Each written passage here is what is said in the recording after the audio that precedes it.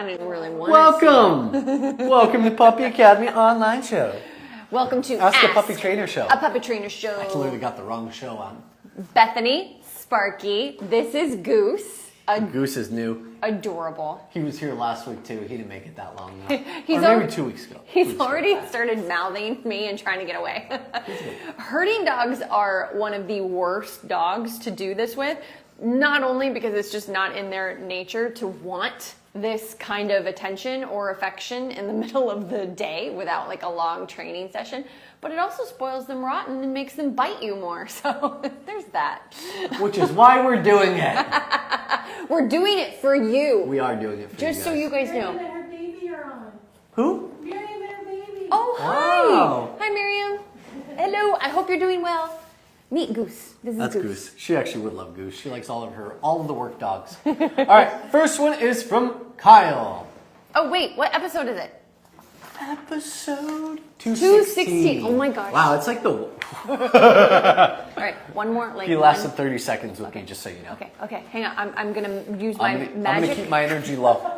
We're just gonna... Read everyone the just question. pause. Just Everyone read, take a breath. Just read the question. All right. My puppy has recently started going to the bathroom in her crate every night. She has only enough room to stand and turn around, doesn't get water after a certain time. She can hold it perfectly fine while I'm at work for 8 hours. However, if I'm home sleeping, she cannot. All right, we actually we read this question before we even started because most of our suggestions wouldn't work for this situation because normally it's separation anxiety that causes the potty accidents or like boundary frustration. Take him. He just... Goose says goodbye. He's beautiful. Oh, my lower back. He's That's how you know Ricky just had a baby. She literally held the dog like a baby. Cupped him in everything. You cupped him in everything. It's because of where Josh put the light. Way to go, Josh. Okay. Can you scoot over? I'm like freaking halfway on frame. I'm already on the edge. Okay. I just want to... Is that fine? Scene. Oh, my Lord. All right, so when I look at this question, Sorry.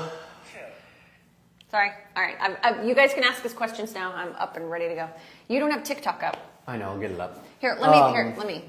So does it get water after a certain time? If I'm getting potty exits every single night religiously, I'm going to probably cut water by 5 or 6 p.m. And you're probably cutting around 7 or 8 p.m. That's a bit more average, a bit more normal. Try a little bit early. You can give an ice cube at like the 8 p.m. time just so they get a little bit of water. It's more like they get to like play with the ice cube for a bit. And then one more potty before you guys go to bed. So if you go to bed at 11 p.m. and you wake up at 6, your puppy gets a potty at 10:59. It's their final potty of the night. And you want to actually look at the potty. If you're used to getting 5-10 seconds of potty, it's a quick squirt and they're done, ready to come in because it could be a little chilly outside. It's starting to cool down a bit in certain areas and certain demographics. Then you can bring them inside, put them in the crate. You stole the hard pillow. Bodhi killed my back yesterday. See what she did? Oh my God. I'm going to put him back in the crate for about 10-15 minutes, and then I'm just going to try taking him back out again. And that's if I get the little trickle, I get like the quick pee because they want to come back in, or I get the mark because they get distracted. You got to make sure you're actually getting a full bladder release if you want to not have them pee during the night. Also, I mean, try that first, please, and see if that works. I don't want to give you the hardcore advice on the chance that it might only require a couple of easy fixes. But now, I do have some questions for you to think about if it could be something else. I'm gonna go. Do you want to go over the harder part? Yeah. Well, yeah, I'm please, not. No. I'm not going to go over the harder part because it might be pointless. I'm just going to ask them. So what we were kind of thinking is this might be more like proximity anxiety, which is, is the dog in the bedroom with you? And so that's what's giving the dog anxiety, is knowing that you're right there, but they don't have access to you. Or is the dog in another room at night, but knows that you're home? So that could also be some form of proximity anxiety. And so, I'm just curious, are you doing a lot of petting as soon as the dog comes out of crate? Petting before the dog goes into crate? If the dog is in crate and you just go and get a shower, is there a lot of barking, whining, spinning? Maybe none of that, but there's a piddle or something. So if you're getting some anxiety when you're home, but not, in the same room as the dog. You're dealing with the dog knows that you're there, and so you're having, it's getting kind of high strung, I feel like it's boundary frustration though. It's being confined to an area, knowing you're there, and not being able to get to you. Yeah, exactly. So that's what we're kind of thinking it is. Please write us back and we'll prioritize your question. I want to give you so much advice already on how to fix it, but we can't until we get more information from you. Yeah, like you might already have a Velcro dog that's not on purpose. Like you might not even created it. It could be genetic Velcro dog. And so we would have a lot of advice to give to make sure that doesn't happen. Look how old that dog is. Oh, 11 months. Saint Bernard? It's in the brain, it's not in the body. Maybe get them checked for a UTI or something, but if they're not having accidents throughout the 8 hours, it's not that. Yeah, it's not that. It's something in the brain. It has to do with the brain. It's some kind of anxiety, whether it's boundary frustration, we're giving too much affection like she mentioned. Yeah. Some type of weird association. Yeah. Maybe, it's such a large dog, probably needs a lot of water if you're living in the West where we are. Maybe it's holding it all day long and struggling when you're gone. 11 months old and it recently started going to the bathroom in your crate every night. I'm willing to bet you something has happened in your household. Did a smoke alarm go off? Did your home alarm go off in the middle of the night? Has something happened in the middle of the night? A loud firework, a loud boom, a loud sound, someone's neighbor, like trash cans getting knocked over by a raccoon. Think about some of that stuff. It could be other things. It could be other things too. One of your kids goes away to college. Mm-hmm. Your job changed its hours. There's a lot of things like that could have changed. This is anxiety though, for sure. This is heavy anxiety. But anyway, let us know what you think, and we'll definitely give you some more, details related to that. Yeah, man. Okay. I gotta turn on my TikTok. All right. TikTok-y. Wish I had seen the age earlier. Huh. I didn't think to look up top. I didn't either. Yeah. It's a new format we're working with. Yeah, sorry guys. It looks really clean though. Yeah, someone submitted that through our website. I like it. It looks really nice. Oh, they submitted it through the website. Yeah. Kyle. Okay. Do they know to go here? Kyle, watch this. My 19-week-old lab starts out her walks jumping at my back every few feet, then just walks. Turn to face them, step in, give a little knee bump, and say no. And you can give a little tug of the leash. You got to stop that right now. Once they cut it, then just start walking. So don't take a single step forward until they're able to relax and back off a little bit. Yeah. And then you could even use food behind your calf to get them to follow a few steps. Then just stand tall and keep walking. Yeah, Add in food in, teach let's go work, teach heel. I would probably do 3 steps, stop and sit food. 3 steps, stop and sit food. To try to prevent it so I don't have to keep, because it's not like a correction, like a really harsh, it's just information, but I don't want to give that information 10 times over and over. I want to do it just a couple times firmly and then try to prevent it from happening again through training. So I like to have both sides of the coin, but this is important. This could go south really fast in a couple of months. So it's really important to address it firmly, quickly. Labs are butt biters and back jumpers usually. Yeah.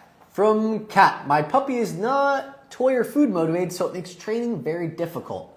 Start working for meals. I'm going to give you the quick answer. You start working for meals. You basically give the opportunity. You have the meal in your pouch. You have the dog on leash. They're not just free roaming. You have to have some pretty good structure in the household to maintain this. Mm-hmm. And when you pull out food to do training and they want nothing to do with it, well, you've offered them the food. You've attempted to work with them. If they don't want it, then they're basically going to skip that meal and it becomes their next meal for their next training session. You can usually do that for 1 or 2 days if they're a proper weight, 3 if they're a proper weight. If they're not a proper weight, then you probably need to go to your vet and get some information from them on what they need. And I would look at NutriCal.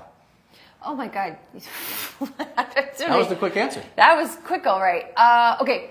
So don't starve your dog, and you probably won't have to wait 3 days. It's a puppy. You might not eat all of its dinner, and then the next morning, do not give it breakfast before you do a training session. So training is breakfast. So I'll give you a really quick. It won't be that quick. A really quick idea. I actually have a puppy, same thing, outside, won't take any food, but does okay with food inside. We started training for all of his meals, and it's a lab, so it eats a ton. And so I'll literally train properly with 1 piece of kibble at a time. And then I'll just do something really quick at the end, which is come, sit, break, handful of food on the floor. Come, sit, break, handful of food on it, just to get through the rest of it. And 3 days of that, and that dog is looking at me for everything. It's also not nipping me as much as it was when it first came in. It's starting to see these hands, mean something more valuable, working for food. Now, I'm not saying that your dog has to work for every meal, but I would do that. I would just set that up for a week to really dig into that. And then you can get relaxed on it once kind of the dog's mindset has shifted. And took the dog to the park this morning, and all of a sudden, even for boring kibble, it's looking at me and coming to me for food after it tries to chase a kid. But that's way better than before, where it refused to take food and I didn't exist, the owners didn't exist. It's really just a mindset thing is what he's trying to say. So. Also, cut some of the affection out. If you're really affectionate during your free time when they're out of the crate, you can cut some of that down. It's going to make you more believable. Yeah. The more free affection you give, the more instant gratification your puppy expects. If you're not willing to give it, you get more frustration and stubbornness because their expectation of you is freely given. Yeah. You Got This has an interesting question. Oh man, I wish I had time to deep dive this and really think about it. So, hi there. I need you to listen to this. We're echoing a bit. What? The camera's not working. You guys are echoing a bit. You mean the sound isn't working? Josh said it's working. Where are you going? It's this thing that usually gets messed up. We were messing with it, so sorry guys, give us just a second. Okay. I'll have to have Josh. Are you Does listening? it still sound echoey, guys? If it does, please let us know. Yeah, please. Are you listening yet? No. Yes. I am now. Because this is something I need help with. You might know more than me, maybe. Slinky says yes for me. Who told us we're... Are you TikTok. on TikTok? Well, TikTok will be echoey. There's no mic on TikTok. No, I'm on Insta. Oh, that's right. Sorry, TikTok. Sorry, TikTok. You guys don't have a mic. These are plugged into Instagram because we use Instagram when we repurpose the footage. So sorry. It makes it easier to redo videos. Yeah. TikTok is not as easy. Yeah. Sorry, guys. All right. Hi there. How can you prevent anal gland swelling? Does the groomer always take care of this? Any special food to give to help with? I'll be honest. I know for a fact groomers do not take care of it unless you specifically. You have to pay for it. You have to pay for it. I would personally recommend having a vet do it. This is what they're trained to do. I They agree. Go to school for it. I agree. The anal gland is this little itty bitty bead. It's just about that big. It's the tiniest thing you'll ever imagine. If it gets ruptured, popped, or broken, you're in a really, really, really bad situation for your dogs. Have a professional do it, unless your groomer is like, I've done schooling to learn it. So the thing, that's true. So the thing is when it's done over and over and over again, they lose the ability to do it naturally when they poop. Like the body starts to rely on that tight squeeze rather than it naturally happening when they poop. But your dog might have an issue. It sounds like it might be clogged. So you might need to have it done initially and then ask the vet what they think so you don't have to keep having it done if there's not like a legitimate issue. As far as a food being given to help with expression, I don't know anything about that. All I know is that the poop and the firmness, if it's proper firmness, it should do it naturally on its own. But it sounds like yours is clogged. So why is it clogged? So that's kind of something that you could get into with your vet. If it is clogged though, it's very painful for the dog. I've been a participant of a grooming session that had a clogged anal gland. The groomer got permission from the owner to express it, and normally what comes out is a small little amount of liquid, maybe like an inch long. It's a very small amount. When she expressed it on a dog that was about 12 inches long, it shot down her whole arm into the sink and almost like filled maybe a quarter inch in the sink. When it does fill up, it starts filling up quickly. Every single poop a dog does, it's the natural lubricant that helps it come out a little bit easier. So they express it every time. If it's not being expressed, it can fill up quickly.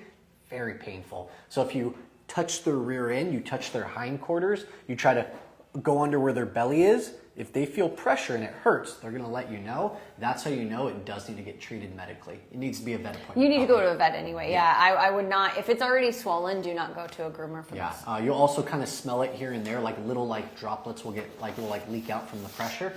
Yeah, we have an anal gland now. Terrible. It smells like ass. Oh, like wait. Death. I almost said it too. It's kind of fishy. Yeah, it's like the worst fart that got dipped in fish and slapped in your face. Oh. God. Why'd you ask, Ricky? Yeah, Why? Why'd you ask? She asked the wrong part. Why would you ask me that? Ask her that. We have an anal gland dog. Our dog anal expresses all over us. If she's sitting on the couch and like I scare her when I sit down, it will just squirt all over me. Yeah, it's terrible. So we have a very big experience with anal gland expression. Sometimes people won't know what that smell is, so Yeah. now they know if they've been slapped in the face. All right, Lucero Silva says, I have a 16-week-old Yorkie male. We're having issues with potty training. I try to take him outside. Gosh, I still keep thinking about ass. Thinking about juice? I just can't stop thinking about it. You're saying it with an accent, which makes it so much more fun. Ass. Okay, I'm focused. I'm focused. All right, I'm trying. I'm not. 16-week-old Yorkie male. Okay. Potty training. Okay. Outside, scheduled, on a leash, 2 times out of 10 he'll go. Other 8 times within minutes coming inside the house, he'll go somewhere inside. Ooh, I can help with that. Easy. I do try to reward when he goes outside. What am I doing wrong? If you get a 16-week-old puppy, and these puppies are like this big, so their bladders are teensy. If you are pretty sure they need to go potty outside, like they're due for a pee because they just keep coming inside and peeing, they need to go back in crate for 10 to 15 minutes. Then you put them on leash, take them out again. They get 2 to 3 minutes to sniff around. If they don't potty, back in crate, 10 to 15 minutes, take them out again. They pee, now they get their free time. Well, you don't really do a lot of free time with that young of a puppy, but whatever it is you're doing in the house, then they get to do it for 30 minutes, maybe 45, and then they're probably due for another pee at that age and that size. And so that's what I would tweak. I would make sure you're also not giving free water for this, and you know how much water the dog is getting. Anything else? Absolutely.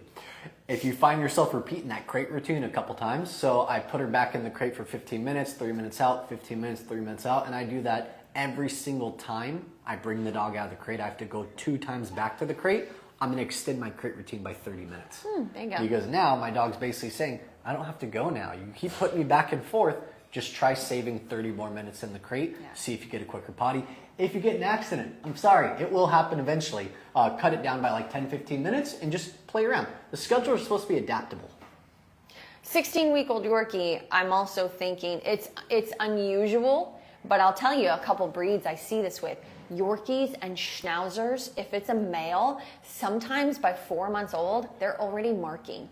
And so I would keep this dog just for the next 2 to 4 weeks, honestly. When this dog is out in the house, I would get like a 6 to 8 foot leash. And 8 foot leash, you could tie it around you. 6 foot, you could clip somehow to you.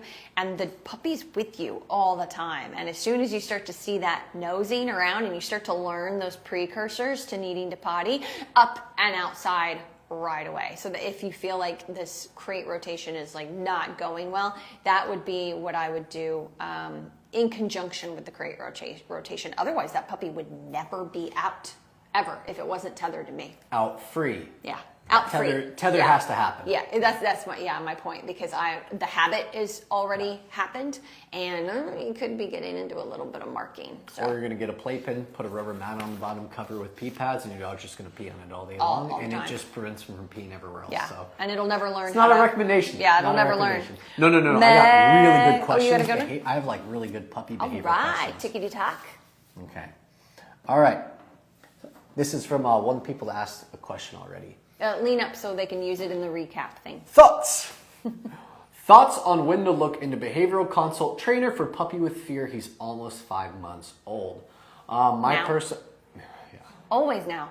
Yeah, I mean, If you're asking us, 5 months is pretty old. If you're asking us, then it needs to happen. For the people who aren't sure and they might have a younger puppy and they're just starting to get into the territory of fear, if you have previously been able to walk outside and your dog showed more like curiosity and interest and like a loud trash can sound happens and now they can't walk outside without being deathly afraid, they no longer take food outside even in non-distracting areas, you need a private trainer. Yeah. Yeah, you need some behavioral modification, you need like a balance trainer. Don't go positive reinforcement only if you're looking to change fear behaviors. Yeah. If you're looking for positive reinforcement training, that's a good fit for you. Yeah, it really is the fact that if you are asking the question here, you needed to do that yesterday. Like truly. I got another one. Have a Sheltie. Best way to help him not I bark love as Shelties. much. We don't get very many Shelties I'll be around honest, here. for this one, the not bark as much, have you done a training program? Have you introduced any kind of guidance tool like an easy walk, a gentle leader, a slip lead, a power loop? Like, have you done something to get head control from the dog? Archie, we don't have age, and so we can't really give advice, because a barking Sheltie that's 3 months old versus 8 months old would be very different advice. So please give us some age Scroll on down. that, There's another good one and there. then go from there. All right, Similar to our lines. Angel in crate all day while I'm at work, but wakes up at 4 a.m. wailing to start the day. 17 weeks old. When do you go to bed? If you go to bed at 11, when she wake up? It doesn't say. So if you're putting the puppy in dog crate is 4 a.m. at 10 p.m., they're That's going to get up normal. at 4 a.m. Yeah, 17 If week old. you're going to bed at 11:30, your final potty is 11:29, and you'll maybe get to like 5:30, like a little bit longer, but you got a baby. So how it usually works for babies is they wake you up barking because they're going to pee themselves. You take them out, you get them a potty, you put them back in the crate, cover, turn on the white noise machine to help yourself sleep and get through some of the barking and whininess, and some kind of noise machine to give them some mental stimulation. Yeah. And hopefully they go back to sleep. I have a client whose dog doesn't, and they had to fake it till they make it for 30 minutes of closing their eyes and putting in their noise canceling headphones for 30 minutes of whining and kind of screaming, but not really barking. And after about a week, the dog settled down, went back to sleep. Yeah, just got used to. There's like, oh, this isn't how I get out, and Yeah. this is. So, just a little side note though, I don't have age and breed. So, 17 weeks. if you're, breed. I don't have breed. I want to just kind of give you some food for thought. I don't want you to give your puppy a ridiculous amount of exercise and create a monster or anything, meaning like build a ton of drive. Like that's not what I want you to do. However, I do feel a sense of responsibility with you being at work all day. I'm wondering what your night looks like, because I have no idea. So I'm just speculating. For anybody else out there watching this is not specifically for you, but it's like, yeah, if you work all day, if you come home and you give like a little potty walk, it's 15 minutes, and then you've got to feed yourself, maybe your family, and then you got to shower and clean and what? Cavapoo. Cavapoo. Oh, now I've got some context. and then you're like, I'll just play a little fetch and maybe 2 to 3 minutes of some basic training for food, and I'm tired. I'm going to sit on the couch the rest of the night. That's not going to work with a puppy. It's not. And you probably didn't know this. 11 Goes to p.m. bed 11 p.m. So that's 5 hours, yeah. So you probably didn't know this. Small breed dogs will sleep less chunks of time usually, unless they're border collies. And so I know you didn't probably know this about Cavapoos, but they're actually really nutty. And they are like living on a high dopamine of happiness all the time. It's like they're on drugs all the time. They're just like, it's the good kind. They're just happy all the time. Go, go, go. What's the good thing? I actually don't know. I know, I was waiting. I knew that was going to call her out. Like, this woman's never done a drug in her life. I guarantee it. I hear things. I listen to Joe Rogan. I know things, okay? I know things. I just, can't relate. Okay. So anyway, I just want you to keep that in mind. And I'm not saying you need to like run miles with this dog, 'cause that would actually just create more stamina and more drive. But maybe you do need to be a bit more methodical about the mental stimulation, and you could look into flirt. I would definitely look into a flirt pole and proper tug and release, and then flirt pole work as well. By proper, I mean it's not a free for all. Dogs don't go. King Charles Cavalier Spaniels don't go hunting and get the bird 500 times in 30 minutes. That's not what's supposed to happen. There's waiting, stalking, hunting, retrieving. There is some chase, but it's a whole thing. And so getting a really good drop it and then sit in a down and like waiting and then throwing it. And when they do the flirt pole work, which is like chasing around something on a string, the purpose is to get an amazing drop it or out, whatever you want to call it, while they're so driven. And so that would be one thing I would look into. And then really good calming work, like calm crate patterning and place patterning that's slow and methodical. those are just some things that I would really look into, balancing the drive of the breed that you have, because you really do have like a circus dog mixed with the happiest little hunting dog there ever was. Is this still the 17-week puppy? Yeah, Cavapoo. Everything she mentions in our online school. Every command.